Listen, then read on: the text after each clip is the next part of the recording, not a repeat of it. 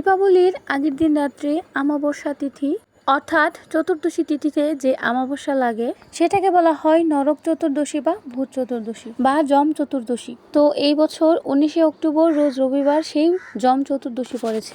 পদ্মপুরাণ এবং স্কন্দ পুরাণে উল্লেখ আছে যে ওই দিন যমরাজের উদ্দেশ্যে 14টি প্রদীপ 14 জায়গায় নিবেদন করতে হয়। আমাদের এই বিশ্ব ব্রহ্মাণ্ডে যে 14টি লোক আছে এই প্রদীপের মাধ্যমেই সেই 14টি লোক আলোকিত করা হয়, সেটাই শাস্ত্র বর্ণিত আছে। স্কন্দ পুরাণে উল্লেখ আছে যে যেই ব্যক্তি যমরাজের উদ্দেশ্যে ওই দিন প্রদীপ নিবেদন করে সে কখনো নরক যন্ত্রণা ভোগ করবে না। সেই সম্পর্কে আরো উল্লেখ আছে যে এই 14টি প্রদীপ জ্বালানোর মাধ্যমে আমরা 14টি লোক আলোকিত করতে পারি, এমনকি আমাদের সমস্ত পাপ থেকে নিজেদের বিনাশপ্রাপ্ত করে মোক্ষ লাভ করি। এখন প্রশ্ন হচ্ছে যে এই 14টি প্রদীপ কোথায় কোথায় নিবেদন করতে হবে। প্রথম প্রদীপ নিবেদন করতে হবে তুলসী মঞ্চে। যার যার বাড়িতে যে তুলসী মঞ্চ আছে সেই মঞ্চের সামনে তুলসী দেবীর সামনে একটি প্রদীপ নিবেদন করতে হবে। এবং দ্বিতীয় প্রদীপ নিবেদন করবেন আকাশে যে প্রদীপ নিবেদন করা হয় সেই প্রদীপটা আকাশে দেখিয়ে তারপর তুলসী মণ্ডপে রেখে দিবেন। এবং গৌশালায় একটি প্রদীপ নিবেদন করবেন এবং গৌমাতাদের উদ্দেশ্যে আরেকটি প্রদীপ নিবেদন করবেন।